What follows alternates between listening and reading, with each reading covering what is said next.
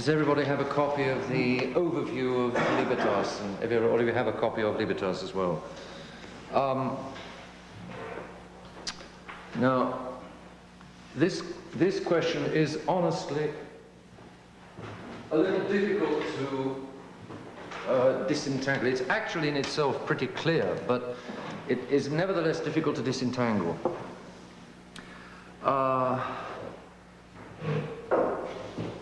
There are basically, again, there's a Catholic view of liberty and there's a Masonic view of liberty. The Masonic view of liberty is definitely Thomas Jefferson, and the general American view of liberty is liberal, Jeffersonian, and it isn't Catholic. It's a view which is not so much thought, because the moment you stop and think, you can see that it's wrong. But it's a view that's felt. I feel that liberty is wonderful, it's an ideal, and anybody who puts any constraint upon me is limiting me and limiting my humanity and cutting me down as a man, and I need to be free. That's a feeling, really. It's not an argument, it's a feeling. And it's centered on man. If man is an end in himself, then, you know, then it's right that he should be able to do anything he wants. But if man has an end outside of himself, then what he should and shouldn't do depends upon that end. If I do something which is going to wreck my reaching that end, I better not do it. I better not be free to do it. I better be free only for those things that are going to help me to get that end. So the two views of liberty, the Masonic view of liberty and the Catholic view of liberty, once more come back down to, is man the end of himself, the purpose, the goal, the end of himself? In that case, you have one view of liberty. Or is God the end of man? And in that case, you have another view of liberty. So the question of liberty, you are only going to sort out if you sort out firstly whether man is his own end. If you believe that man is his own end, there's no way that you're going to buy the Catholic view of liberty. If man is his own end, there's no limit at all upon what you should be able to do. On the other hand, if God is man's end, if man has an end outside himself, if he's in this life only in order to go to God, then the liberty that man has is aiming at God. In that case, the liberty should be free to do everything that will take him to God, but should not be free for anything that will take him away from God. Let's take an example. See if I can do it with a comparison. We'll come to this in a few moments. But let's take a 747. One of those that just crashed last night. A 747. Here's the 747. Big plane. Wings, nose, tail, and so on. I'm not really an artist, is that a fish? I'm not really an artist. That's a 747. Now, you look at a 747 and you say to yourself, is the 747 an end in itself, or is its end flying across the Atlantic? Is its end flying? If it's an end in itself, does it ever need to take off? If it's an end in itself, does it ever need to take off?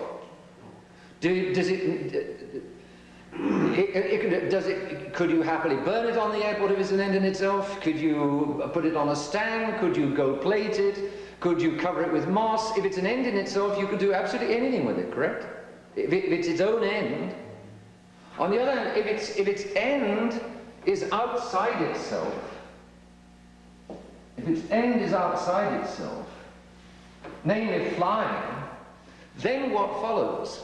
That in order to achieve its end, it's got to have, the end is going to govern what is good and what is not good for it. If it is its own measure of its end, then it can do what it likes, but it'll never take off. For instance, if I cover it with moss, it's never going to take off. Or if I gold-plate it, it may not take off. Or if I take off 2 of the engine pods, it'll never take off. If it's an end in itself, I can do all kinds of things with it, but it's not going to be able to take off with easily most of the things that I do. On the other hand, if its end is outside it, then what is good or not good is going to be governed by that end. And for this elephant to fly, it's got to obey a very large number of rules, right?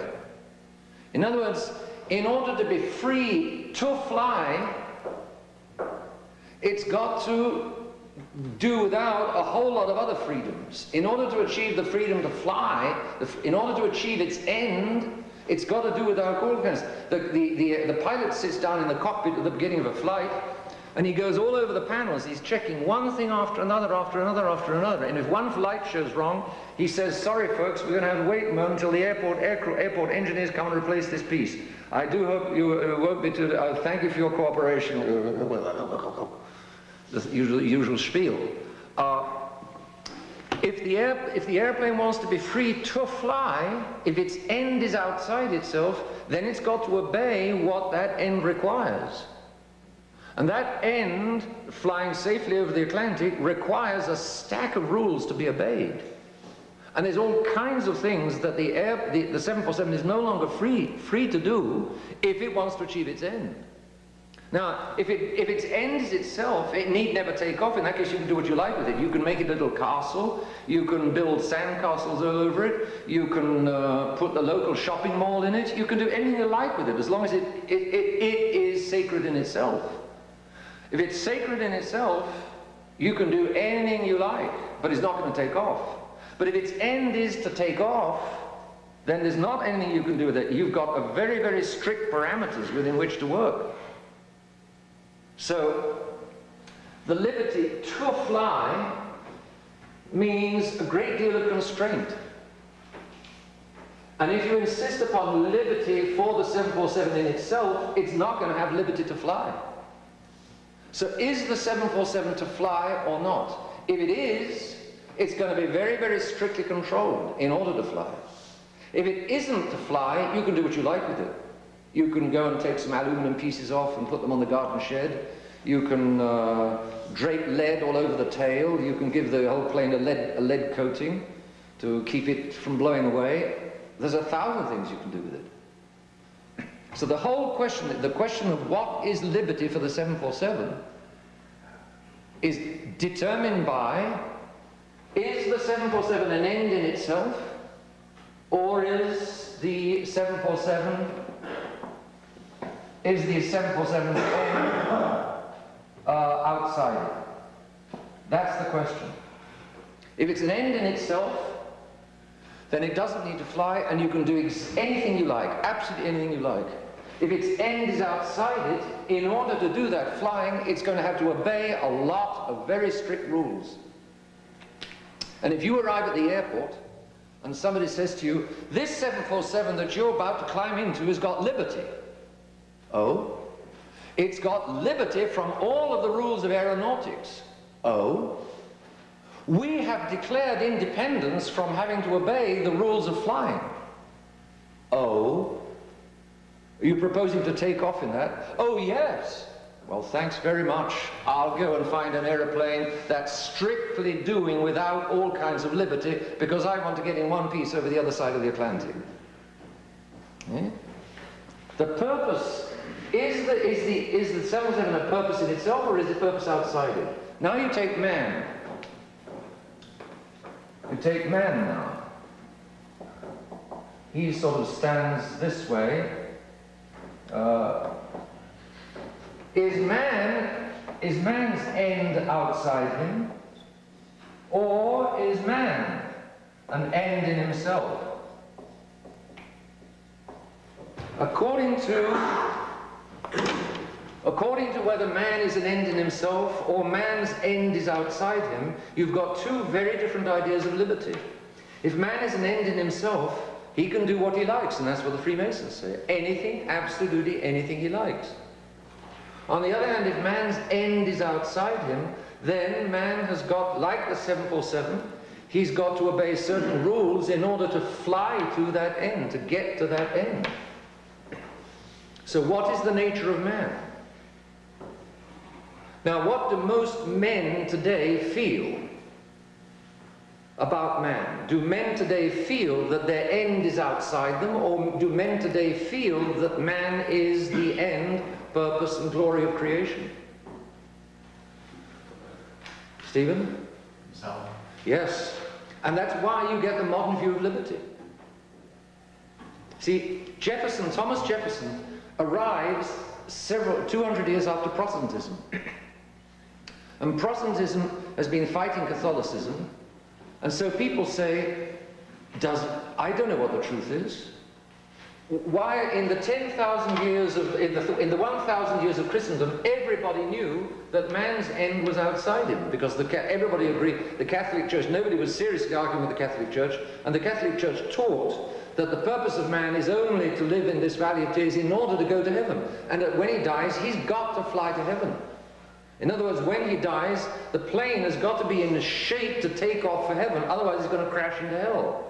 So this life is simply a preparation for that moment of death when we're going to take off, and the plane had better be in good shape, just like the 747 always has to be in good shape as they rev up the engines to take off. It has to be, otherwise it's going to crash.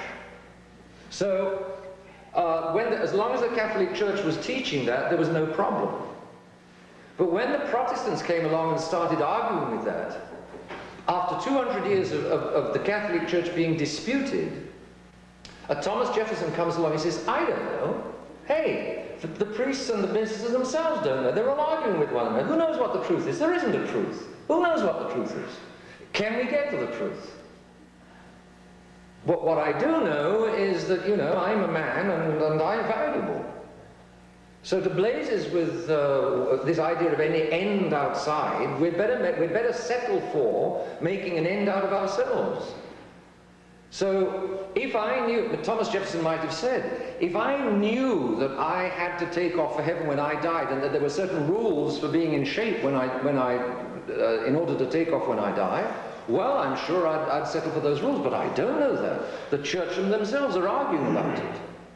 So in the meantime, what I do know is that I have a life to live here on this earth, and I'm going to make it as comfortable as I can. So in order to make it comfortable, what we'll do is we'll give freedom for everybody to express their opinion. There isn't a truth, so the best thing we can do is let everybody say what they think. And that's Jeffersonian freedom of the press. And it follows, if there's no true religion, or if people can't get to the true religion, if people can't find out what man really is for, if it's unknowable what man is for, then Jeffersonian liberty is the next best. Hey guys, at least I'm here, and I don't know about any other end, but I'm an end of some kind, so we'll settle for me being an end. So look, let's make this life as comfortable as we can, and give as much liberty to as many people as you can, because why should we limit it? And that's the modern system. We don't know about God, we don't know about the end, we do know about man. Man is a fairly glorious creature. He's naughty all the time, but let's make things as free and nice for man as we can on this earth and in this life, and that's modern liberty. The Catholics say, no way, Jose. The Catholics say, look, God took flesh once, only once. He founded a church. That church has taught us absolutely clear, uncontestable rules. Any man who wants to know this truth can know it. God could not have made this truth inaccessible for anybody who wanted to get to it. For anybody who wants to get to it, it is there, it is reachable, it is knowable. That truth is as clear can be. We have got to be in shape for the moment of takeoff, and we've got to obey the 10 Commandments, and this is exactly what we have to do. These are all the cockpit rules that we have to obey if we want to get to heaven. If we want to be free to fly in the fields of paradise for eternity, if we want the real freedom, we'd better limit our freedom in this life. Jefferson says, I don't know about any pie in the sky, about any paradise, about any possibility later. If you want to believe in that, that's fine by you, but I don't know about it, and Joe doesn't know about it, so look, let's just organize society so that everybody can do what they like. And that's modern liberty. So, the question of liberty is essentially a secondary question. The first question is, what is man? Does God? The first question is always, does God exist? That's always the first question. Second question, has God told us what we need to do by the time we die? If he exists and he hasn't told us, then we can do what we like. But if he exists and if he has told us, we'd better do it if we want to go to heaven. He's left us the liberty to go to hell if we want. But if you want to go to heaven, then it's clear what we have to do. And I'm not at liberty to go to hell if I do everything that will prepare me to go to heaven. And I'm not at liberty to go to heaven if I do everything to prepare me to go to hell. In other words, I can choose which way I want, but I can't choose that that will lead here or that that will lead here. If between this and this, if I choose this, it's going to lead there, and if I choose that, it's going to lead there. In other words, the geography I can't change. I'm not at liberty to change the geography. Which way I go in the geography, I'm at liberty. But the basic ground plan is not under my control. It's God who's laid it all down. So there's Jefferson. And Jefferson, compared with the modern liberty merchants, is an angel. The modern liberty merchants is, I am God. Make no mistake. Jefferson was still, you say, I'm not sure, I really don't know, so let's look after number one. But the moderns are, I am number one. Of course, Jefferson is not far from that, but I think you can say he's not yet there. And in that sense, he's a bit of an angel compared with those who have got there. All right, now let's have a look at this plan, which I think, again, will help us. Liberty, I say it's basically a secondary question, and it depends upon who you think man is, who you think, or whether you think God is, and what man is here for. Those are the primary questions, and liberty simply follows on those questions. In any case, what is liberty? Liberty is the absence of constraint, the lack of anything forcing me to do X or Y or Z. It divides into, firstly, the physical liberty and natural liberty. Physical liberty is the absence of external constraint.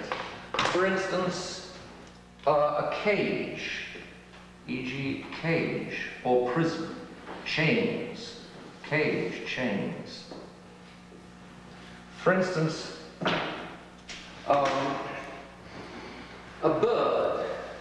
If a bird is not in a cage, and if there's no thread tied to a bird's foot, then a bird has physical liberty, because it's not being externally constrained. You and I have physical liberty because none of us are wearing handcuffs, none of us in prison, there are no locked doors, there's no force of any kind being of external material, physical force. Therefore, all of us here obviously have, right here and now, physical liberty. If any of us was thrown into prison, we would no longer have physical liberty. If any of us was put in handcuffs, we would no longer have physical liberty. So physical liberty is a very simple affair. It's not difficult to understand. Right. It's different from natural liberty, which is the absence of internal constraint. For instance, instincts. And natural liberty is the same thing as free will. Now, the bird, if it's not in a cage, has got physical liberty. But no bird has got free will, because no bird is free from internal constraint. Every bird, like every other animal, is constrained by its instincts. Every bird is limited and controlled by its instincts. Every dog is limited and controlled by its instincts. Every horse is limited and controlled by its instincts. The horse, if it's out in the meadow and is free, or is out on the plain, it's got physical liberty. But it hasn't got natural liberty, because the horse will always do exactly what its instincts tell it. You see a dog coming up to the edge of a cold stream, and on the other side there's a plate of red meat. You can see the dog coming up and then going back. Coming up because of the red meat, going back because of the cold water. The two instincts are fighting one another. Do you think the dog has free will to choose between which of those instincts will prevail? No, it doesn't. The instincts fight one another, but that's not free will. Because in the end, whichever instinct is stronger, the coldness of the water or the lusciousness of the red meat, one of those instincts will prevail over the other, and either the dog will swim across the water and get the meat, or it will walk away. But it's just a battle of instincts. It's not free will. Because the dog is controlled by its instincts, the instincts simply fight one another until one prevails. But a human being who's not drunk and who's not asleep and who's reached the age of reason, he has got free will. He's got a faculty which can override his instincts and determine which way the instincts go, whether to go with this instinct or whether to go with that instinct. The human being is the human being who's got reason is not constrained internally. If he's not constrained externally, he may not be constrained internally either. And it's implanted in man's nature. It's in man's nature. Man is a rational animal, therefore it's in man's nature to have free will. It's in the birds and the animals' nature not to have free will. It's in man's nature, because he has reason, to have free will. The Freemasons absolutely confuse that. Because the Freemasons want us all to believe that we're animals, or we're no better and no different from animals, because if we're no better and no different from animals, we will behave like animals. If we will behave like animals, then they could herd us all over the place like animals, which is what they want. The sheep of the Antichrist, that's what they want. So the Masons blur this all the time. You keep seeing television programs about how the animals are just like human beings. For instance, we're shown a picture of an aquarium in Florida, and somebody in a white coat, a scientist in a white coat with big spectacles, comes on and says, "Folks, today we're going to listen to a conversation between Mr. Dolphin and Mrs. Dolphin. We've got tremendous listening equipment, and they've got, computers all over the place, and dials and buzzes and flashing lights, and the cameras on all of this, and it all looks very, very serious. And so, okay, now folks, we're going to listen." Do you know, that was Mr. Dolphin talking to Mrs. Dolphin, and Mr. Dolphin was saying, "Good morning." That was Mrs. Dolphin talking to Mr. Dolphin, and Mrs. Dolphin saying, "Get lost." You get television programs on this level. They are the levels. There is no way that the dolphins can talk like human beings or indulge in the exchange of reason between. There's nothing of the kind. Of course, animals make noises to one another, expressing their instincts, but that's totally different from the conversation between two human beings with reason. Totally different. But the Freemasons and the television are constantly pretending that there's no real difference. And they take the most reasonable looking behavior of animals in order to try to prove that the animals have got reason, or that they take the most beastly behavior of human beings in order to prove that human beings haven't got reason. In any case, the Freemasons do everything to try to knock out that line, to knock out the difference between living beings that are internally constrained and living beings that are not internally constrained. But so this is physical liberty and this is free will, and the two things are quite different. It's common sense that they're quite different. The bird out in the fields has got physical liberty, it hasn't got free will. The bird in the cage has got no physical liberty and it's got no free will. The human being in a cage has still got free will, but he's lost his physical liberty. The human being out in the fields has got both free will and physical liberty. So you can find something which has got this and not that, that and not this, neither that nor this, both that and this. The two liberties are quite clearly very different. Okay, so the absence of internal constraint, for instance by instinct. Sometimes men's instincts can get very, very strong. In France, they've got, if a man kills his wife, there is a defense of, I forget what they call it, crime passionnel, I think. The instinct was just too strong, and therefore it, the guilt is diminished if he murders his wife. But if he did it out of just a wild passion, because as the passion gets absolutely wild, so the reason is diminished. Catholic theology considers that. Still, you know, it's not. Catholic theology examines how far, if at all, free will is taken away in men by instincts. For instance, fear. Is a man responsible if somebody puts a gun to his head and he signs his name? And Catholic theology says, yes, he is still responsible. Obviously, it diminishes his, but I don't, if somebody puts a gun to my head, I do not have to write a right to sign, to give a signature which is a mortal sin. And I'm not excused from mortal sin. Obviously, I'm partly excused, but I'm still responsible if I, even with a gun. So, the question of instincts and passions against free will is considered by a moral theology, but human beings are quite different from animals. So that's the difference between free will and physical liberty. Now, so that's the difference between 1 and 2. We want now natural liberty is like the Boeing 747 doing whatever it wants. Let's say you can cover it with moss, you can give it a coating of lead, you can strip the aluminum, you can make it into a shopping mall. Natural liberty means man's faculty to use his free will for anything he wants, absolutely anything he wants. That's natural liberty is wide open. It's just the faculty of free will. But now natural liberty divides. Natural liberty, the birds don't get into questions of morality because they've got no reason. The only creatures that get into questions of morality are creatures that have got reason. Therefore, the question of when I've got reason, which is free will, which goes with free will, or which free will goes with, when I've got a being that has reason, we're stepping into the domain of morality. I can make a good use of my free will, or I can make an evil use of my free will. If I make a good use of my free will, that's what we call moral liberty. If I make a bad use of my free will, that is what we might call immoral liberty or license. If I choose sin, then that's license or licentiousness. If I choose anything virtuous, that's moral liberty. Now, for man to go to his end, which is God, man will need moral liberty. He will need to exercise his moral liberty.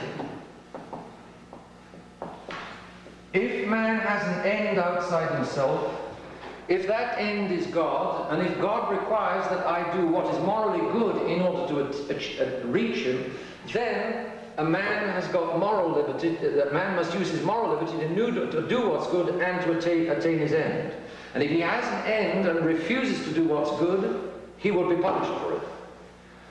On the other hand, if man is an end in himself, then which liberty counts? If man is an end in himself, is there any difference between moral liberty and license? If man is his own end? David? No, there's no difference. There's no difference. Because there's no end, there's nobody out here telling me what's good or evil. I can do whatever I like. So the liberty of the man who's an end in himself is natural liberty. There's no difference between, if you suppress God, who as the end of man, who distinguishes between good and evil, and who tells me to do good and not to do evil, if you suppress all of that, then this just gets wiped out. There's no difference here. The difference between moral liberty and license is the difference between good and evil. If the difference between good and evil is wiped out, then all that you've got left is natural liberty. So, if the Freemasons deny the existence of God, or deny the importance of God, if they deny that there's a difference between good and evil, then the only liberty that's left is natural liberty, and I can do what I like. I have natural liberty and I can use it how I like. On the other hand, if man has an end outside himself, if he must do what is good in order to achieve that end, then he must make the right use of his natural liberty, which means he must confine his choices to moral liberty. He can choose between one good thing and another. He can choose between all of the good things, but he can't choose between what's evil, because that will take him away from God, and that means that he will crash. He will crash when it comes to taking off from the airport. Let us have a look now at Leo XIII. Because the word liberty has got these three meanings: physical liberty, natural liberty, and moral liberty. And you need to be clearly distinguished between the three. The grandeur of liberty. Liberty, man's highest natural gift. What do you think that is? Which liberty do you think that is? Tony? Right. Free will, exactly. Free will, man's highest natural gift, is assisted by the Redeemer. Assisted by the Redeemer in order to become moral liberty, right? The Redeemer helps us make the right use of our natural liberty in order that we use it in a moral liberty, choosing only what's good. Natural liberty, man's highest natural gift, is assisted by the Redeemer and is cherished by the Church. The Church defends free will. Why does the Church do? Who attacks free will? Calvin, right. The Protestants are liable to deny that free will exists. Who else denies that free will exists in modern times? Modern psychology. Yes, definitely. Modern psychology denies free will.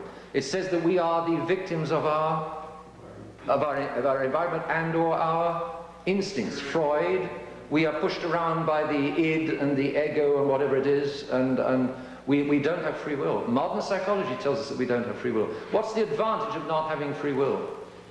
Accountability. Accountability. I don't have to answer to anybody for what I do. If I don't have free will, I can go down to the bar every night and enjoy myself. It's society's fault. It's exactly.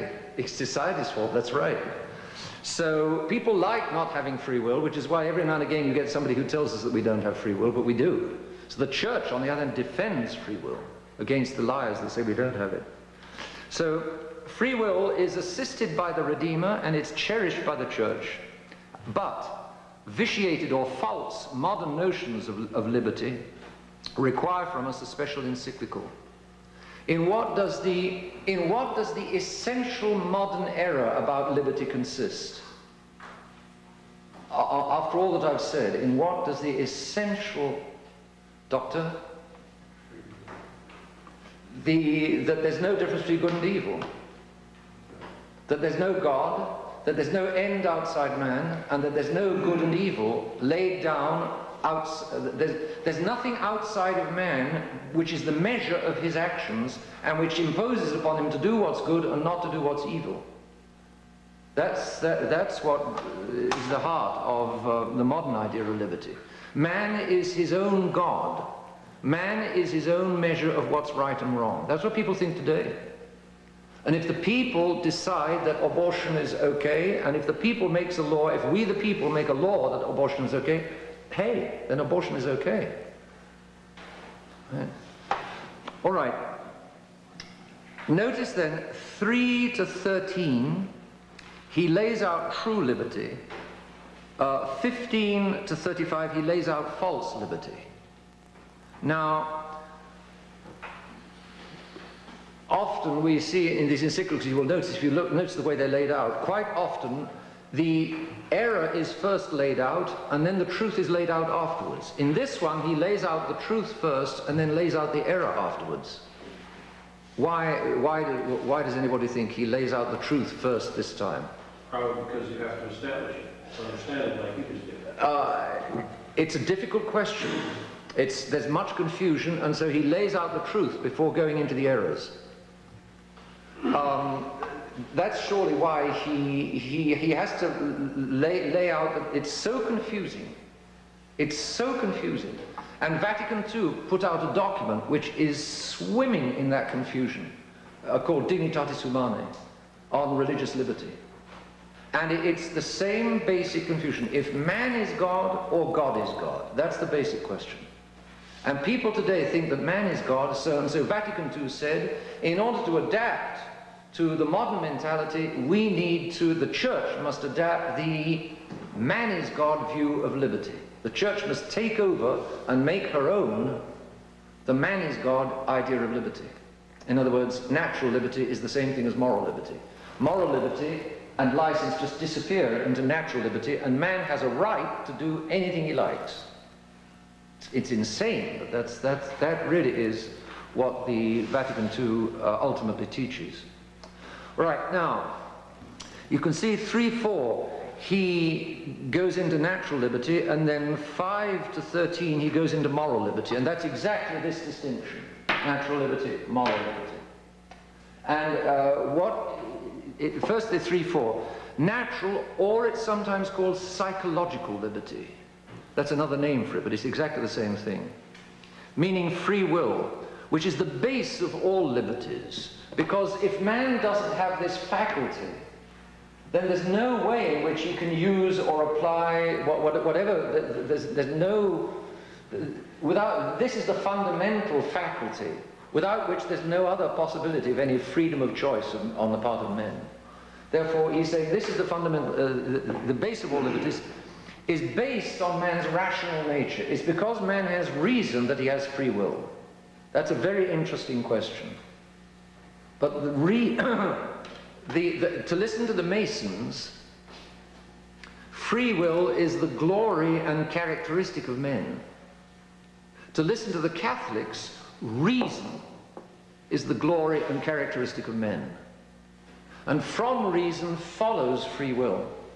I wish we had time to go into it, because it is a very interesting question, because it already puts a lot of ideas straight, to realize that liberty is not the be-all and end-all of man. Liberty is simply a spin-off from man's having reason. It's creatures of reason that all have liberty. No creature can have liberty unless it has reason. Every creature that has reason has liberty. Liberty is secondary once more. What's primary is reason. But of course, why do the Freemasons say that liberty, why do the Freemasons put liberty above reason? Because if man has reason, you might immediately think, well, in that case, man ought to do what is reasonable. Exactly, you see. The moment you start talking about things being reasonable or unreasonable, you're immediately suggesting that there's something outside of man controlling him. And the Masons don't want that. I am king. Man is king. Therefore, they don't start from reason. They start from liberty. I am liberty. And that is their basic principle, and everything else they make follow from that, because they want to make man into God. So, and modern men feel that they are God.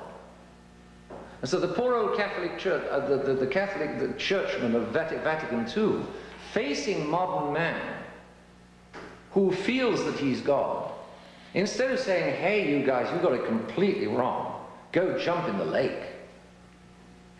Instead of telling modern man where to get off, the modern church said, oh, modern man, you're wonderful. So we'll all now, too, adopt the idea that man is God and that liberty is the basis of everything. And the first two words of that document are dignitatis humani, of human dignity. See? And if you start out from human dignity, well, then, of course, man is going to be the measure of everything. But if you start out from divine dignitatis, of divine dignity, then God is going to be the measure. In that case, man is going to have to make the right use of his liberty. Man is going to have somebody outside him telling him what he has to do, and man will have to obey. Oh, the Masons don't want that. So, 4. Free will is based on man's rational nature, and not reason based on liberty, but liberty is based on reason. The immortal soul's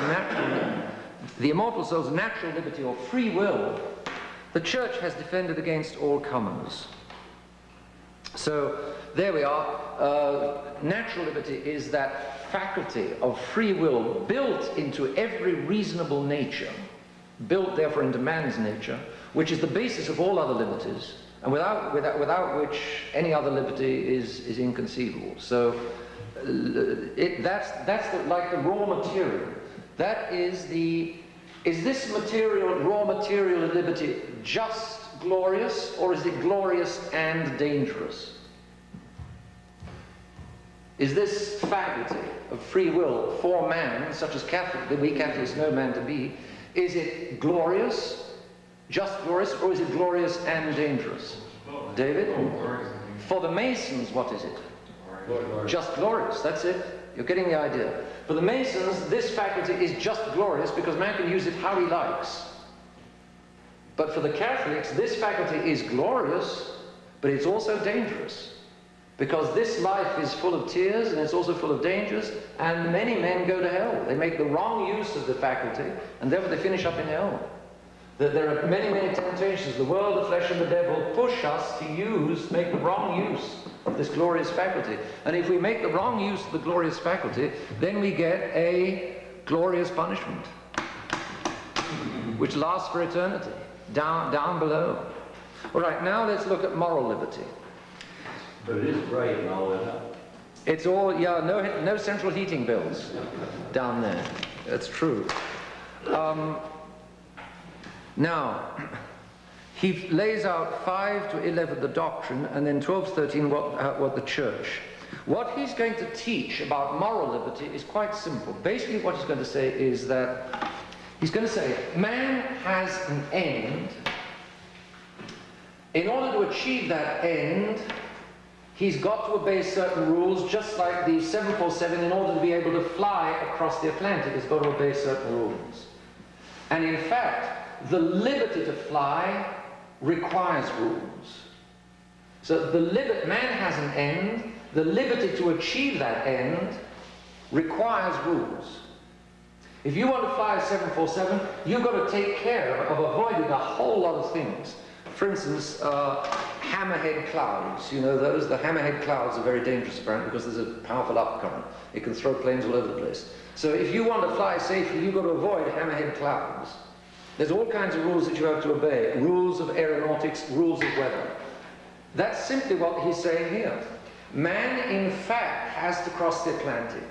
Man has a maker, man has a creator who's created him for heaven. He has an end outside himself. To achieve that end, he's got to obey certain rules. Therefore, in order to be free to achieve that end, for his real liberty, he needs rules. It sounds funny to say that liberty needs rules, but what it means is that moral liberty is the purpose of natural liberty. And in order to get from natural liberty to moral liberty, I need some rules to guide me in order to make sure that I arrive at moral liberty, to keep me away from using natural liberty for license. So, it's a little technically laid out, but what he's arguing is that liberty is a faculty of beings that can choose by intelligence and will. In other words, you find liberty, you find liberty where you have reason. Now, 6, erring human intelligence and wayward will, because men are naughty. They have errors in their heads and they have naughtiness in their hearts. Men, erring human beings, can easily wreck their choice. The 747 can easily hit the wrong kind of cloud or be mechanically unprepared. And therefore, before you take off, you need a checklist where you've got to check every piece of equipment on the 747 to make sure that the slats are working, to make sure that the ailerons are working, to make sure that the fin is working, to make sure the landing gear is working. You've got to check every one of those things before you take off. You need a whole lot of rules if the plane is going to be free to fly. If the plane doesn't have to fly, you can do what you like. But if the plane does have to fly, you have to obey a stack of rules. So, erring human intelligence away we will can wreck their choice, and therefore the conclusion of 5 and 6 is that human liberty, in order to avoid a wreck, requires direction. In order for the faculty to achieve what it's meant to achieve, it must be guided away by rules from achieving what it's not meant to achieve. It needs rules to bring it to its purpose, assuming that there is a purpose. If there isn't a purpose, then that's all wiped out, and all we have is this, and we can do what we like. Right? Then, in the individual, that's the main argument. 5, 6, 7 is the main argument of the whole of the encyclical. The center of gravity is 5, 6, 7, you could say. 8, 9 he's simply spelling out what kind of law we're talking about. Human liberty requires law. This wide open faculty needs guide rails to make sure that it gets to its end. Otherwise, it's going to make a wreck. So we all of us need rules to get us to our end. We need the 10 Commandments, notably. If we obey the 10 Commandments, we will go to heaven. If we don't obey the 10 Commandments, we will go to hell. So we need those 10 commandments, we need rules to make sure that we achieve the purpose of our glorious but dangerous faculty. Otherwise, the dangerous faculty risks hitting the danger and blowing up. Right. In the individual, there's natural law, which is the implant of God's eternal law, which is held by God's grace. That's in the individual. In society, there is human law, which is enacting or supporting God's eternal law. So, therefore, true human liberty lies in conforming with God's eternal law. So, what he's saying there is 5, 6, 7. The natural faculty requires law in order to fly across the Atlantic, get to heaven. 8, 9, that law is in any case, whether it's individual or social, in any case it's God's law. The conclusion then is natural liberty, in order to achieve its purpose, requires God's law. Now you go to Thomas Jefferson and tell him liberty requires the law of God. Imagine, what do you think Thomas Jefferson would have said? He would have blown a raspberry. You telling me that my liberty requires law from God? I am the judge of God's law. If I think that the 10 commandments are going to make me happy, fine. I will choose to obey God's law. That's Jefferson. But if I think that the 10 commandments are not going to make me happy, I'm not going to choose them. And I have a right. That's Jefferson. And Jefferson is ultimately, man is God and not God is God. That's the bottom line. So, in the individual, if we're talking about law in the individual, it's an implant of God's law. If we're talking about law in society, it's the human law which is enacting or supporting God's natural law, and therefore, in any case, 10, true human liberty. True human liberty. The liberty to fly across the Atlantic requires rules. Man's true liberty is not the liberty to sit on the airport and get covered with lead or moss. Man's true liberty is the liberty to get to heaven. That liberty to get to heaven requires laws, and it requires God's law. And therefore you arrive at this strange-looking conclusion that liberty needs law.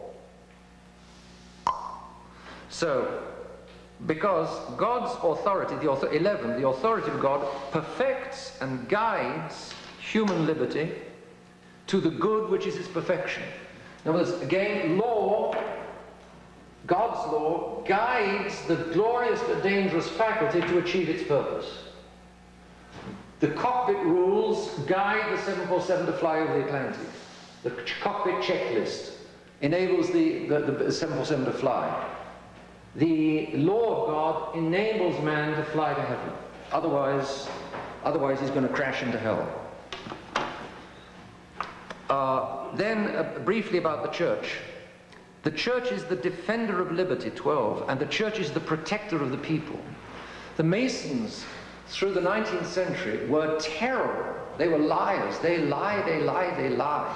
They are the Freemasons are the father of this world of lies that we've got today. Of course, the real father is Satan, but the Masons are the instruments of Satan to make this world of lies which we've got all around us today. The Masons lie, and through the 19th century they lied that the church is against liberty.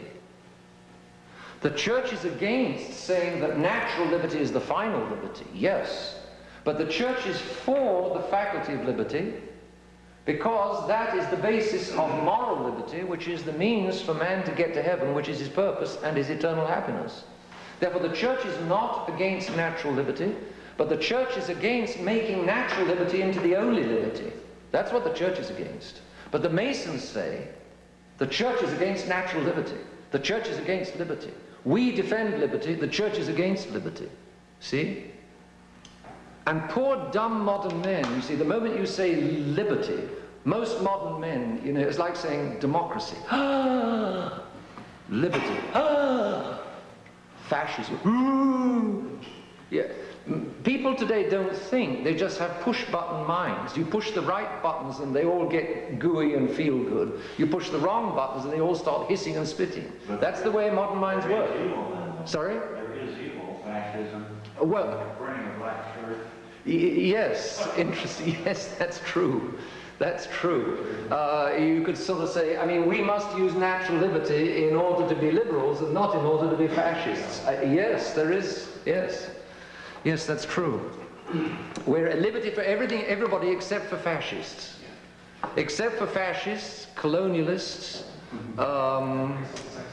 sexists, racialists. You know, yes, it's a new morality, a completely new morality. So, yes. God's authority perfects and guides human liberty to the good which is the perfection of human liberty. That good, the landing in Europe is the perfection of the 747. Arriving at heaven is the perfection of all of man's faculties, of man's nature. So the law of God will help us to fulfill our nature. You try telling a Freemason that the law of God will help us to fulfill our nature. For a Freemason, the law of God is exactly the opposite of what helps us to fulfill our nature. For the Freemason, what we need in order to fulfill our nature is complete and perfect natural liberty. That's what they say. So, the Catholic Church has always been the incomparable defender of the right understanding of liberty. Because by tying authority to God, she ennobles true obedience and effectually bars tyranny. Notice that paragraph 13. By tying authority to God, by, for instance, the anointing of kings, when the Catholic Church ties authority to God, saying that all authority comes from God, what that naturally means is the people must obey. Therefore, she ennobles true obedience and she effectually bars tyranny. But if the king is tied to God, then the king has got to behave himself, as well as the people obeying. But by making authority a divine thing and not just a human thing, the church stops the king from oppressing the people and stops the people from revolting against the king. And if the king behaves himself, the people won't want to revolt. And if the people behave themselves, the king won't need to be cruel. So in a Catholic society, you get harmony from top to bottom because everybody is lined up on God. But if you take away God, then men do what they like. And if the aristocrats forget God, the middle class will get rid of them. And if the middle class put God back, the people will respect the middle class. But if the middle class don't put God back, if the middle class simply take all the privileges in order to enjoy themselves like fat cats, then the socialists will rise up against the middle class. And if the socialists then behave like idiots and barbarians, the Unabomber will rise up against the socialists and will send them bombs through the mail in order to destroy the socialists. It's completely logical from top to bottom. So, but the Catholic Church, by tying authority to God, by tying Henry VIII to the Church, it was Henry VIII's fault if he broke away. It wasn't the Catholic Church's fault. By tying Henry VIII to God, the Catholic Church would have protected and gone on protecting England. But the moment Henry VIII broke away from God, then it was simply a matter of time before his people turned on the king. And in 1649, the English cut off the head of their king, Charles I. And that was inevitable from the moment that Henry VIII broke away from God. When Henry VIII broke away from God, either the English people turned back to God, or eventually they cut his head off. And that happened in 1649. So, by tying authority to God, the Catholic, read paragraph 13, read all of it. The Catholic Church ennobles true obedience, because I'm no longer just obeying a man. If obedience is if authority is from God, then by obeying authority, I'm not just obeying a man, I'm obeying the power that is from God. And so obedience becomes something much nobler than just obeying another man. Americans tend to think of obedience, this is Jefferson again, they will tend to think, why should I obey another man? Answer, if he's only another man, you've got a very good question. But if he is the carrier of the authority of God, then you must obey that man because he is the carrier of the authority of God. That's why. So, she ennobles true obedience and she effectually bars tyranny. The Catholic Church doesn't just tell the people to pay, pray, and shut up. The Catholic Church also tells the priests and the bishops to behave. And what does the Catholic Church do, or what does the Lord God do if the priests and bishops and popes don't behave? The Lord God abandons them, and then what? Then where are those bishops when the Lord God abandons them? They're nowhere. That's just like the official churchmen today. They lose the people's respect, they lose everything. They're losing their churches, they're losing the buildings, they're losing money, they're losing the pedophilia suits. I mean, they're losing it all. So God has his own ways of controlling the churchmen if the churchmen misbehave. But if the churchmen would turn back to God and obey God, everything would drop back into place, and the Catholics would immediately start obeying their churchmen again and listening to their churchmen. I always quote the example of the 1984 election here in the United States, when there was a member of the female sex, I won't even call her a woman, running as vice president of the Democrats. I won't think of naming the name of this creature. Starts with an F. I won't think of naming the name of this creature. A lot of you remember. Cardinal O'Connor made one little statement. He said, I don't see how anybody can vote for somebody who's supported abortion. Wrong! All of the media, all over the country, absolutely up. The whole thing is like putting a match to a blaze. There's a blaze, because one cardinal, one Catholic churchman had for one moment expressed the truth. Immediately it had a tremendous effect. If only the churchmen would tell the truth, they would immediately be listened to again. If they talk nonsense, they lose it. If they told the truth, they would get back all of their prestige and authority and power. It's as simple as that. So, notice 13, the Catholic Church is not an enemy of liberty. The Catholic Church is a friend of authority, but she's not an enemy of liberty. She's the friend of true liberty, of rightly used liberty. The Catholic Church absolutely defends the right use of liberty. The Catholic Church is against the wrong use of natural liberty. But the Catholic Church is not against natural liberty. The Catholic Church is all for natural liberty being rightly used and turned into moral liberty. But the Masons say that she's against natural liberty. The Masons lie, as usual. Well, take, as usual, an hour of time of your own, and then we will continue at 11.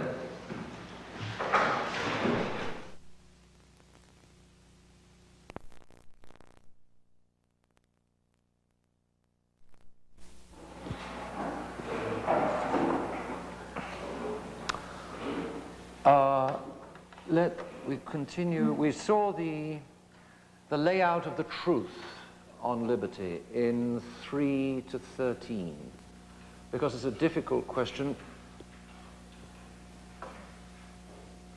It's a difficult question because people's emotions are into it. It's very difficult to argue with emotion. And people today are completely emotionally into man being his own God and man being his own measure and man being free to do what he wants. And it's difficult to argue with that. And you have to start with the existence of God. You have to go back to the existence of God.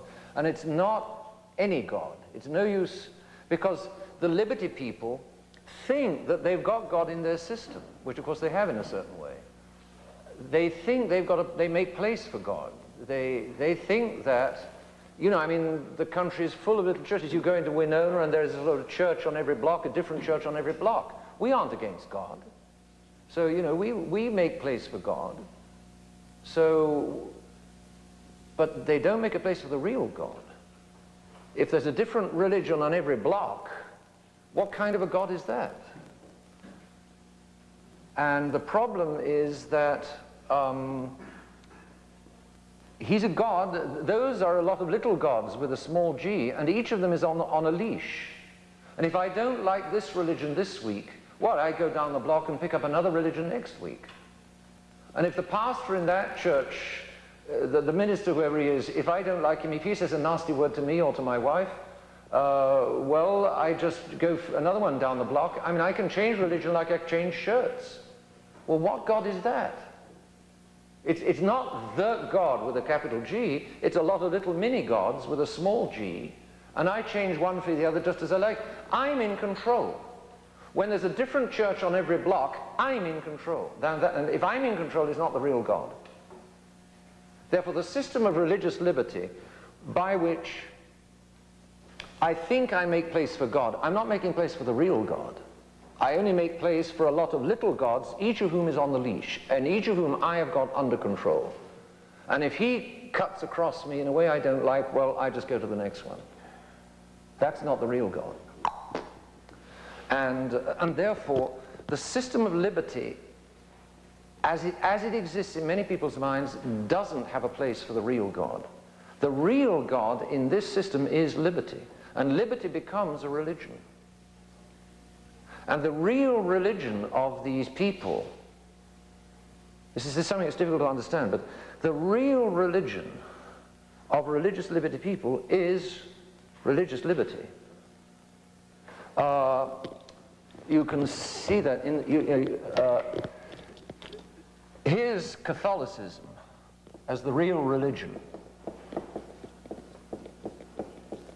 And then what happens in religious liberty is that you get little Catholicism up on top Sunday morning, little Protestantism up on Sunday morning, little Mohammedanism up on Friday morning, whatever it is.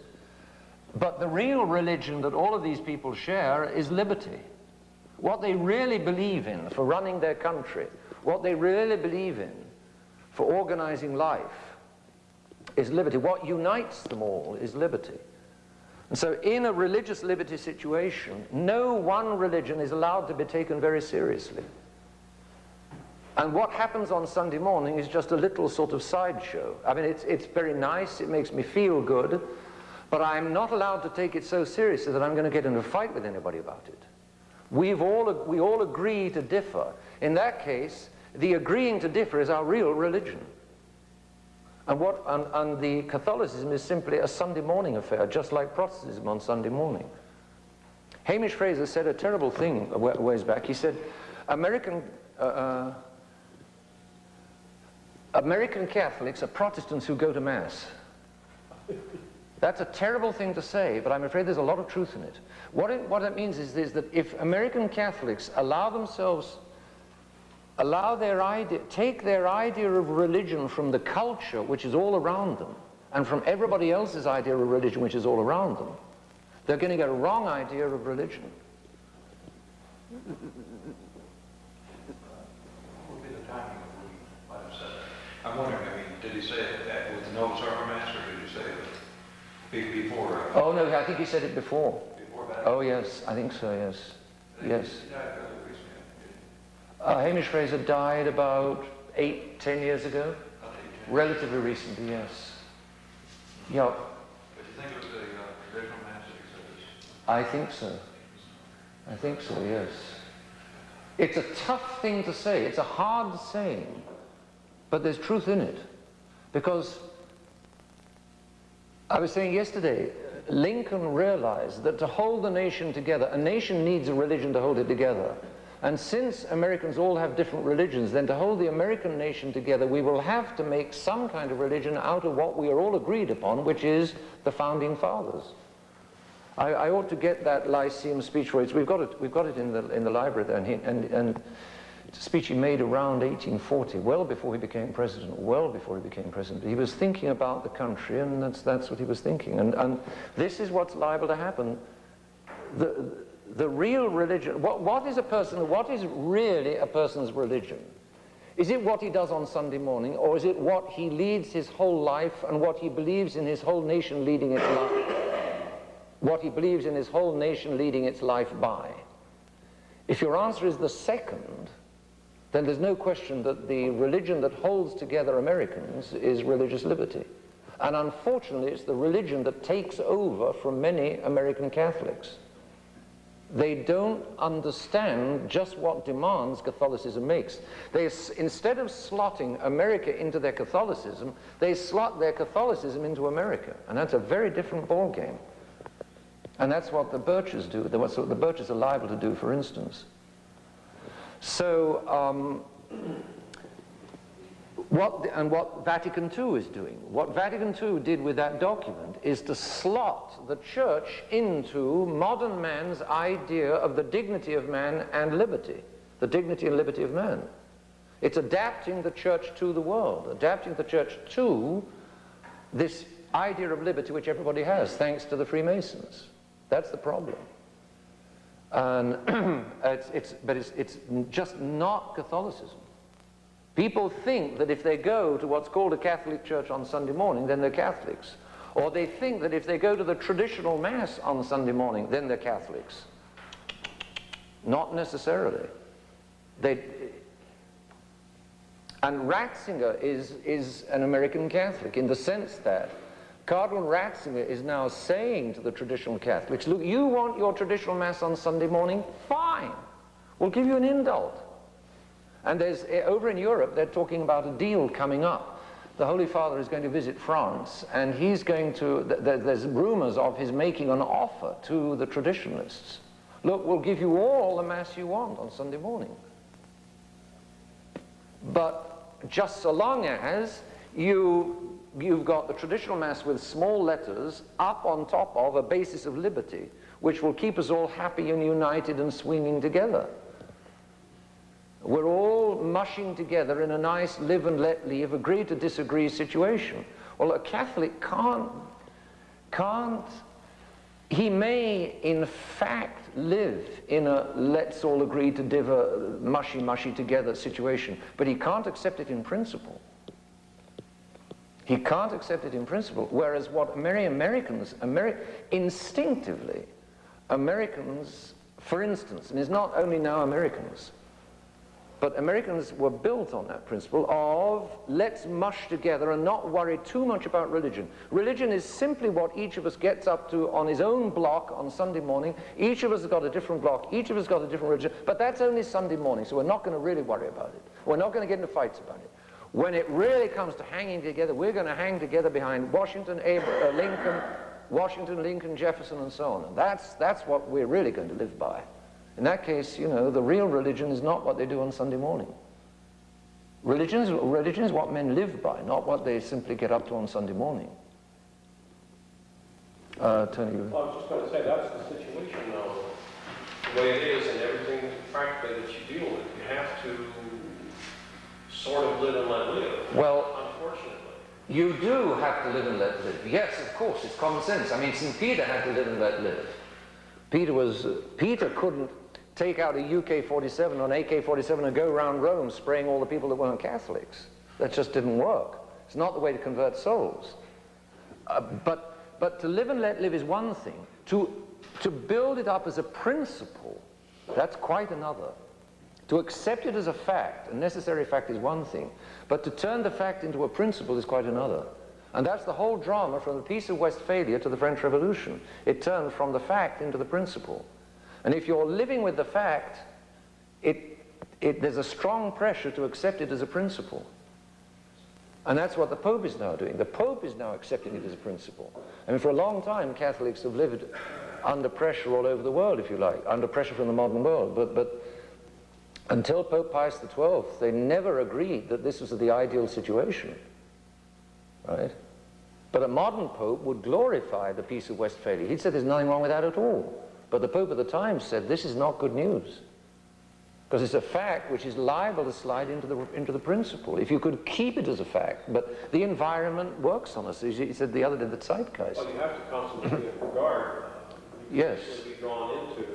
You have to constantly resist, and what you have to resist is this mentality that liberty is great, liberty is what life is about, liberty is the glory of man, liberty is the best basis on which to construct society. This is what so many people today think. It's a deep emotion, and to argue with that, or to get to grips with that, it's very difficult. And so the Vatican II, with Vatican II, the churchmen gave up fighting it, and they decided to join what they couldn't lick.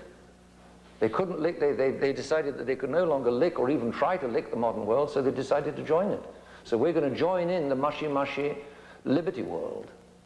Or it had been emotionally already so absorbing so much that they didn't even consciously concede something. They were already so... The churchmen were into it, yes. With the modern yes. That they couldn't distinguish anymore. Yes. And you have to really stop and think to realize just how much your emotions have slid and what your emotions are really putting forward.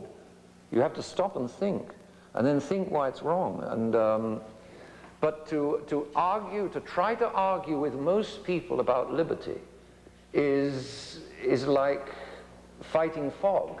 It's like taking a sword and trying to fight fog. I mean, you can, yes, and then you find the fog inside yourself too. Because they are the same ones who tolerate everything. We're all. It doesn't mean that, you know, when you get out of here, or when you visit, we've immediately got to start punching Protestants on the nose. I mean, that's not. Can't do that.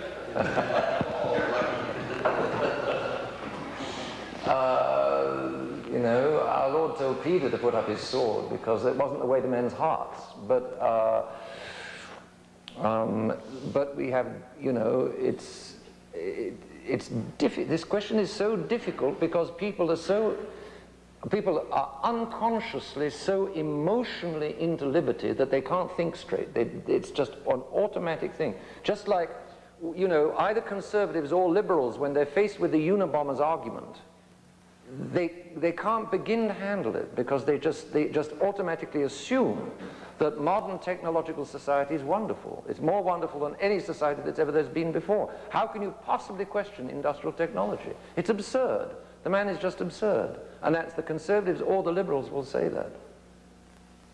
Would it make sense to say to them, look, we cannot agree and against ecumenical movements because that's impossible, but as long as you say you're Christians and we are Christians, let's define what the devil is and let's agree on a program to fight the devil. It's very difficult for Catholics to work with any other religion. Very difficult. The question was asked to Pius X about German trade unions back in 1912. And the argument was, should German Catholics cooperate with German Protestants in trade unions? And I think Pius XII's answer was, for a very limited time, for a very limited purpose.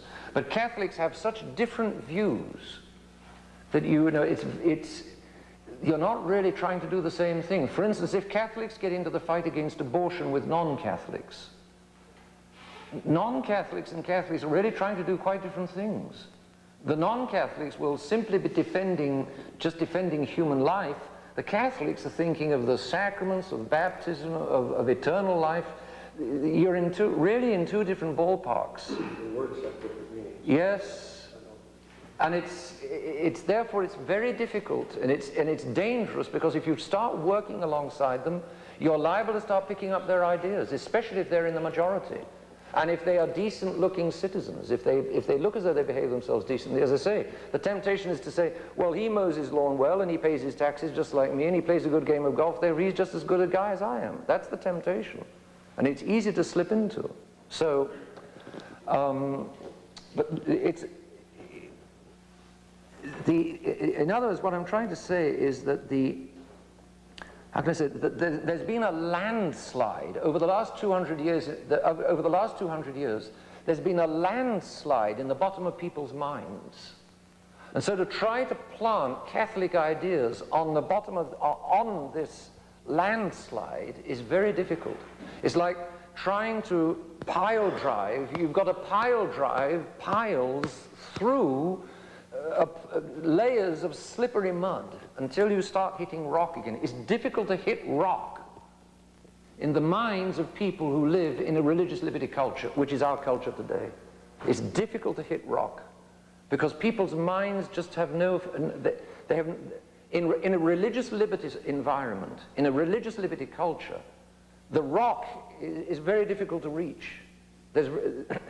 People are accustomed to building their minds on mud, to building their lives on mud.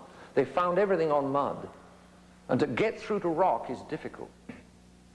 So, but Pope Leo is trying. So let's have a look now at false liberty, which runs from 15 to 35. As you can see, it's in 3 sections.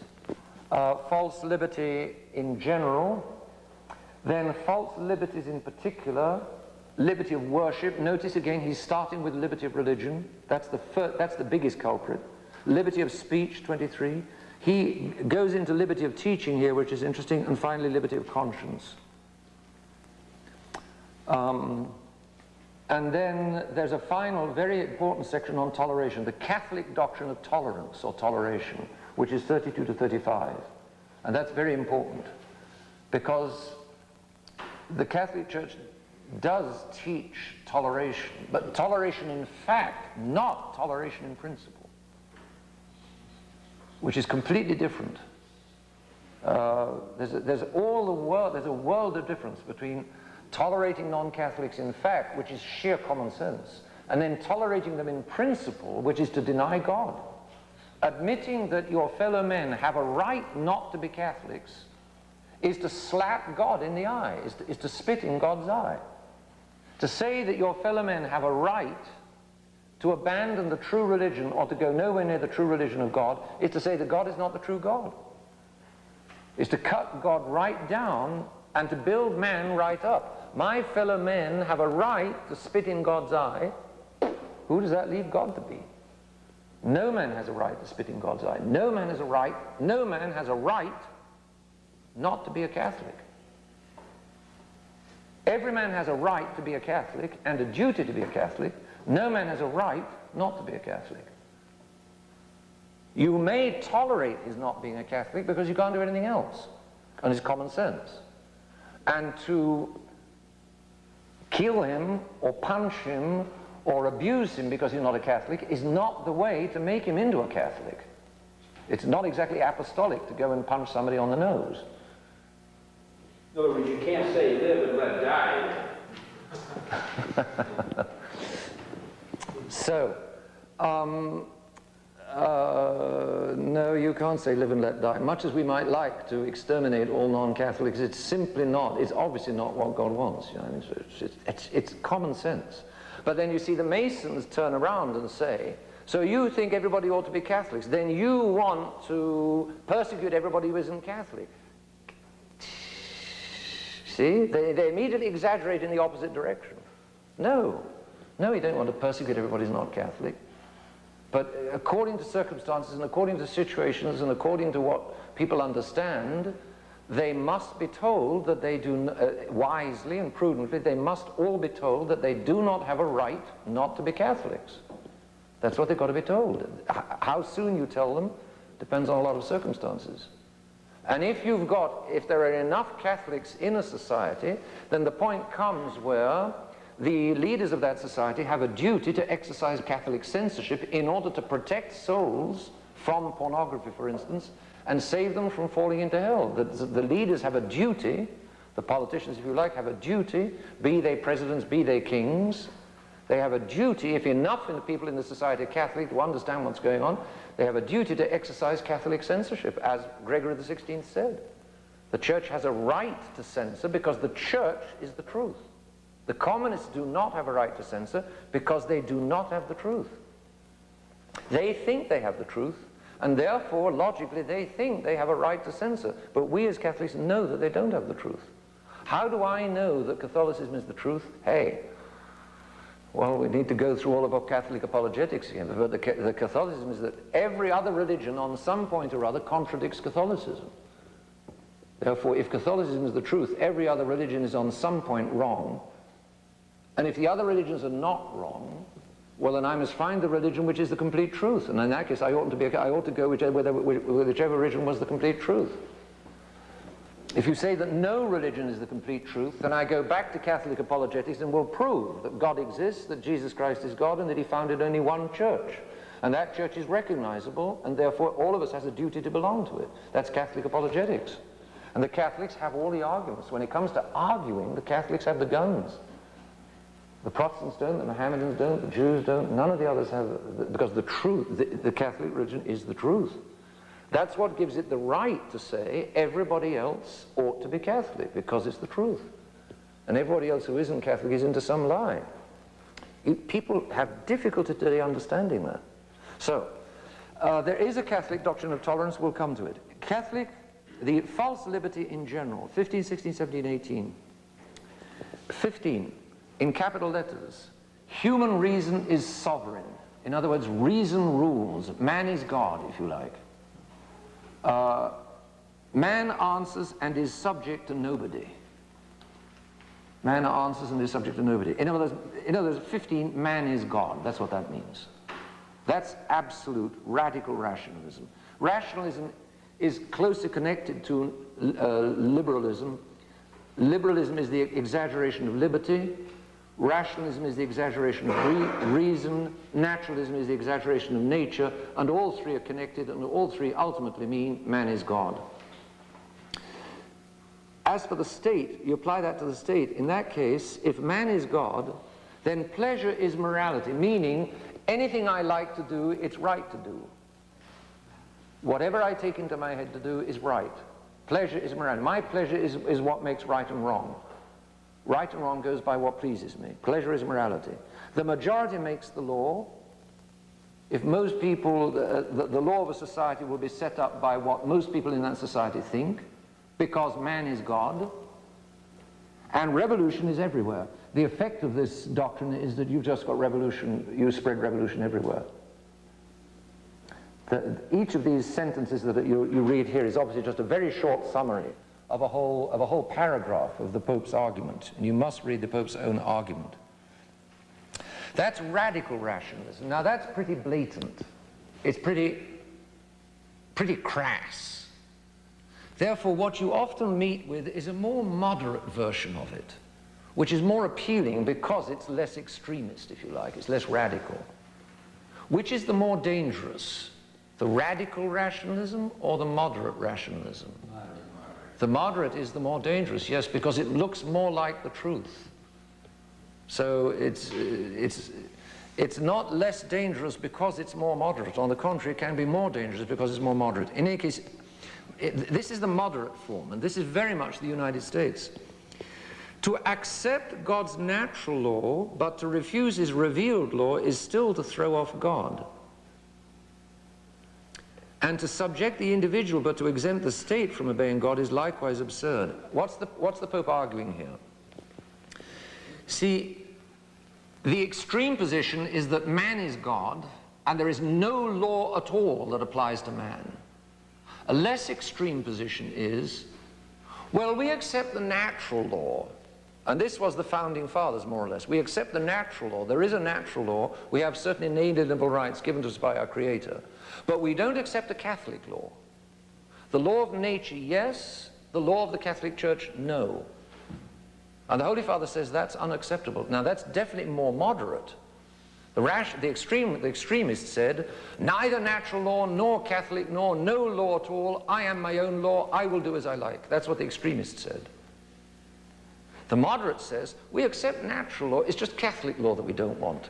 Now, you remember what he said in the encyclical on Freemasonry. He said that if you undo the first stitch, all of the other stitches come undone.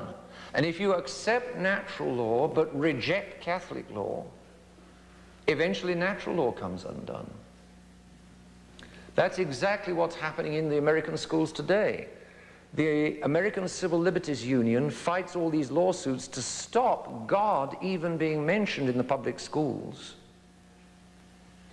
And that is actually logical. With the First Amendment, that's logical. There's logic on their side. If by the First Amendment you say the state will not recognize any one religion as a state. The state as a state will recognize no one religion, but will be open, will leave freedom for all. In that case, you're saying that the state doesn't worry about truth. If the state which is the embodiment of our collectivity, our collective intelligence and our collective will, doesn't worry about truth, why should any of us worry about truth? From the state, it will rub off onto every member of the state. Therefore, truth doesn't matter, religion doesn't matter, God doesn't matter. If God doesn't matter, it's a waste of time to teach him in the schools.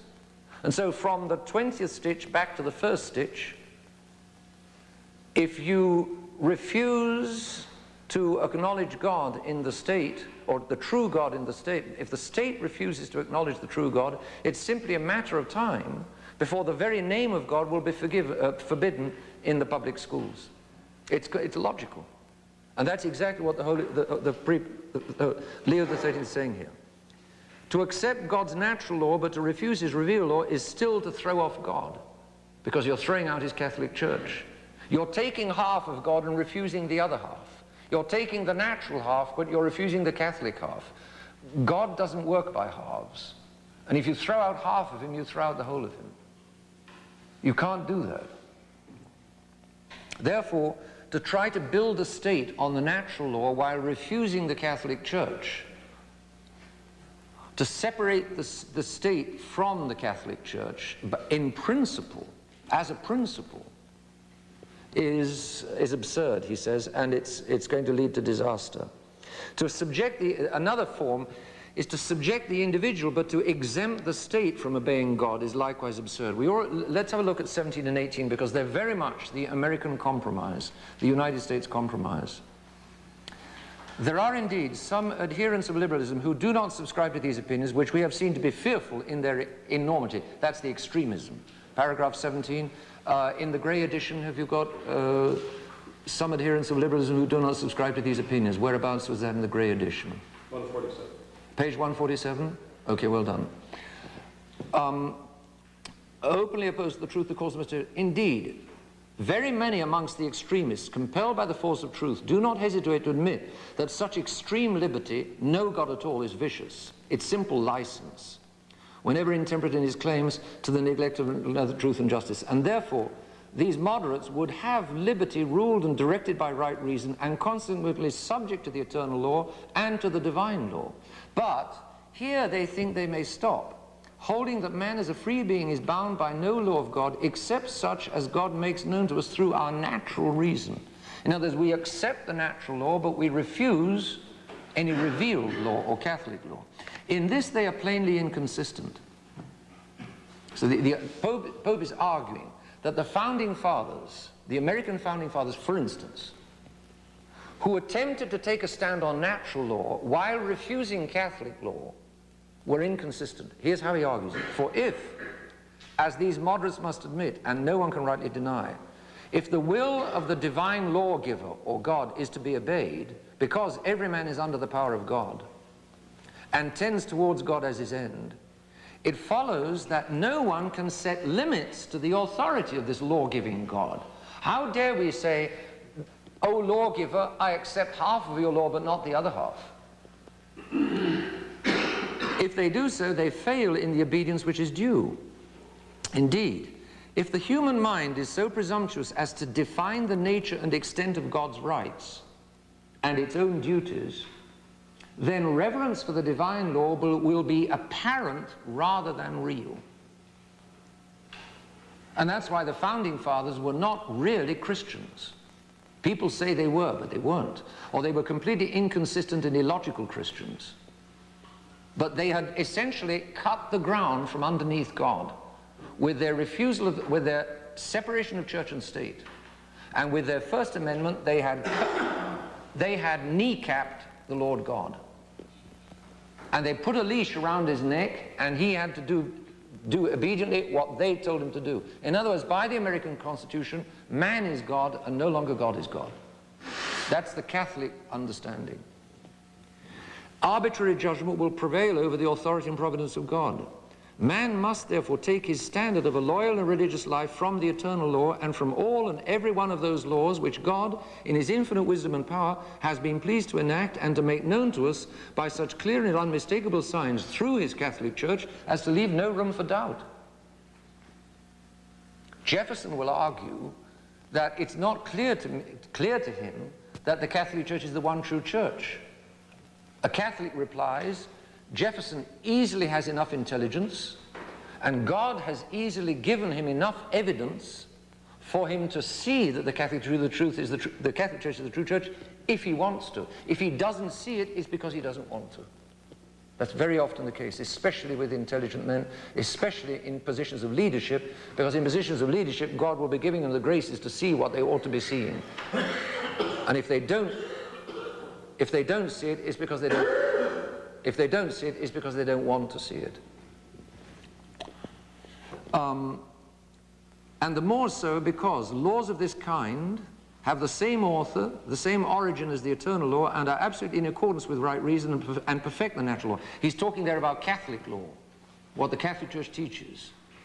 It's entirely in line with natural law. It comes from the same source as the natural law. It's the same God. There aren't two real gods. There's not the one true God and then the Catholic God. The one true God is the Catholic God, the God as Catholics understand him. These laws embody the government of God, who graciously guides and directs both the intellect and the will of man, lest these fall into error. Let then that continue to remain in a holy and inviolable union, which neither can nor should be separated, namely the natural law and the law of the Catholic Church. And the state must, to the extent that it is prudent and possible, stand behind Catholic law as well as the natural law. If a state has a whole lot of non-Catholics, then there's a limit to what it can do, because it won't help the Catholic Church by ramming Catholicism down the people's throats, because the people will react. Therefore, in the name of prudence, the state has the right to be careful about how it promotes Catholicism. But that doesn't change the fact that it has, within prudence, an absolute duty to promote Catholicism. And that's what people today deny. In all things, for this is the dictate of right reason itself, let God be dutifully and obediently served. So notice 17. Notice also 18. There are others, somewhat more moderate, though not more consistent, who affirm. This is very much the United States. If you as an individual want to be a Catholic, fine, but the state is not going to be Catholic. We can't have a Catholic state. That's the position of many people. Well, the Pope says it won't fly. Somewhat more moderate, although not more consistent, who affirm that the morality of individuals is to be guided by the divine law, but not the morality of the state. So that in public affairs, the commands of God may be passed over and may be entirely disregarded in the framing of laws. That's these Catholic politicians from Massachusetts who keep saying, in my private life, I'm absolutely against abortion, but as an official of the American state, I take no position because there's separation of church and state. So, you know, as a poor, dumb individual on Sunday morning, I mean, I get down on my knees and I obey God, but as an official of we don't obey God. Well, we don't need to obey God. I'm making fun, of course, but that's the position they take, and it's completely inconsistent. If God is the God of the individual on Sunday morning, he's also God of the state from Monday through Friday. And if he isn't God of the state from Monday through Friday, then he's not God of the individual, he's just a pussycat on Sunday morning. There's no way that a God who is not the God of the state from Monday to Friday is the real God on Sunday morning. No way. In public affairs, the commands of God may be passed over and may be entirely disregarded in the frame of laws. Hence follows the fatal theory of the need of separation between church and state.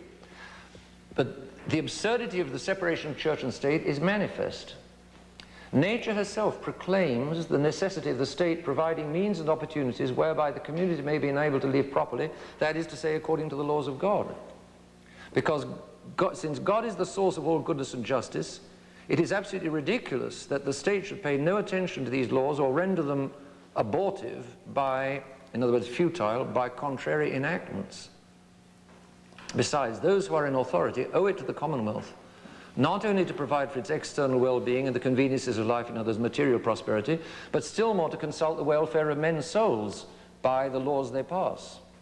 But for the increase of such benefits, nothing more suitable can be conceived in order to make sure that people save their souls. Nothing is more helpful than the laws that God has made for his Catholic Church. And therefore, they who in their government of the state take no account of God's laws abuse political power by causing it to deviate from his proper end and from what nature itself prescribes. And what is still more important, here's a third argument, and what we have more than once pointed out, although the civil authority has not the same proximate end as the spiritual, nor proceeds on the same lines, nevertheless, in the exercise of their separate powers, they must occasionally meet. For instance, in the question of abortion. It's a question of the state law and a question of God's law. For their subjects are the same, and not infrequently they deal with the same objects, and though in different ways. Whenever this occurs, since a state of conflict is absurd and manifestly repugnant to the wise ordering by God, there must necessarily exist some order or mode of procedure to remove the problems between the two and to guarantee harmony. The harmony between church and state has been suitably compared to the harmony between body and soul for the well-being of both. So the state, if the state disregards the law of God, even if the individuals observe the law of God, if the state disregards the law of God, it's going to be a disaster for the individuals. The individuals, like for instance, here's a good man and a good woman who want to marry and want to marry until death do them part. Fine. But if the state says that at any moment either can walk away with no problem, there's no fault divorce, then there's nothing that either of those two can do to defend their marriage against that thing by the state. I mean, when they get married, they love one another very dearly, and it lasts 3 months. And they don't dream of separating. But down the pike, who knows? But if the state makes laws, so the individuals may be very good individuals, they absolutely believe in indissoluble marriage, but if the state makes laws which make it absolutely easy for one or the other to walk away, there's nothing, the marriage is automatically fragile. With the best will in the world on the part of the two people involved, the marriage is automatically fragilized by the state laws. Therefore, if the individual observes God's law, that's not enough. The individual needs the backing of the state to help observe God's law. And if the state, by its wickedness, undermines the individual observing the law, it's going to be that much more difficult for the individuals to observe the law. Doctor? And the people who I see who have been divorced, or who go through, I see who go through divorces, some of them are known as sort of Catholics. Yes. They're St. Mary's. And they have the same mentality as your Massachusetts politicians, though, as far as their Sunday morning, they know the divorce is wrong, but Monday through Friday, they got to go with their old lady to deal with that. Yes. And so it's the same mentality. Yes. And so they don't even want to hold their marriage together. Yes. And so the state doesn't prohibit it, it makes it that much easier. Yes. But the couples who are trying to hold their marriages together and who try to live their Catholic faith Sunday to Sunday, yes, all through the week, they have a better chance. And the couples who have the Catholic politicians mentality, they don't like it. Yes. Yeah. It's just two completely different ball games. And what the Holy Father is saying is here is that there's the half and half, no half and half romance will do. With me, it's all or nothing. With God, it's all or nothing.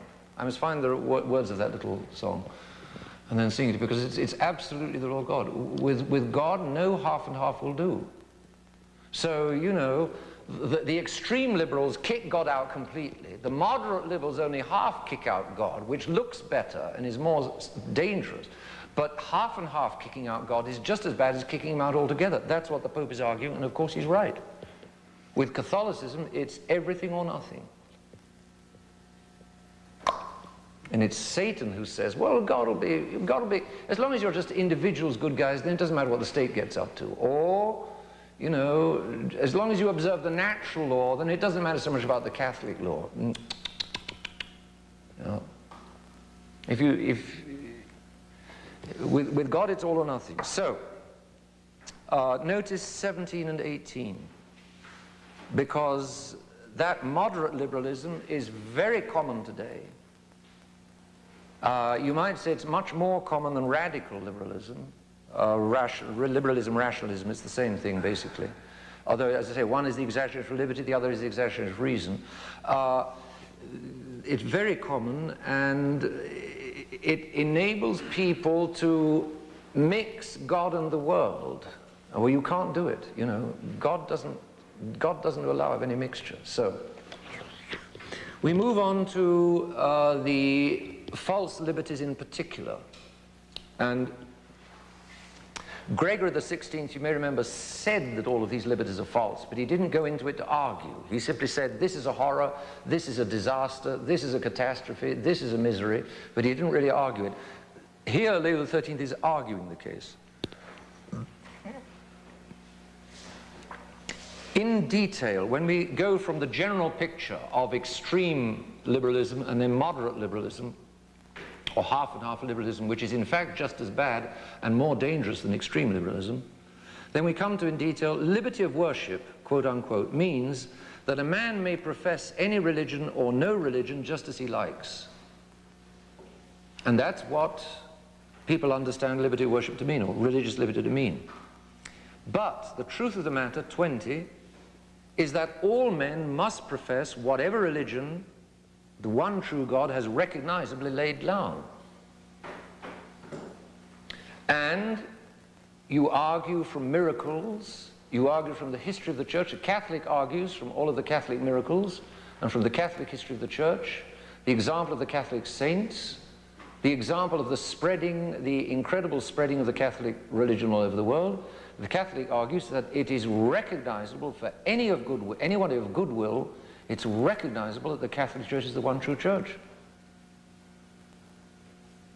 Today, the counter-argument is, but the state can't tell which is the true religion. It's not the state's business to tell which is the true religion.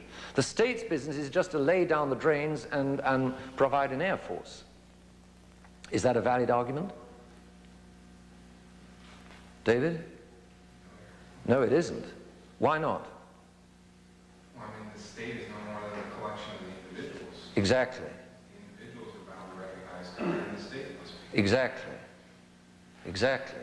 The state is no more than a bunch of individuals, or the collectivity of individuals, in particular the leaders. Each of those leaders is a man who can recognize. Therefore, the state can recognize. It's perfectly capable of recognizing. It can recognize. Has it got a duty then to submit to the one true God that it recognizes? Has the state got a duty to, as state, to submit to the one true God that it is then capable of recognizing? Yes, it has. How could it not have? It's important to see what the state is. Imagine here are a lot of human beings, little blobs like that, and in each of those human beings there's like a blue has disappeared. Oh, there it is. There's like a social dimension. It's important to realize what society is like, what society is. In human nature is sociality. Every human being, as a human being, is a social creature. Aristotle said it by saying, man is a social animal. That means that man naturally lives in society. Take an example, a very simple example. You've got a 3-acre field. You put 4 boys in each corner of the field, and then you let them loose. What's happened within 5 minutes?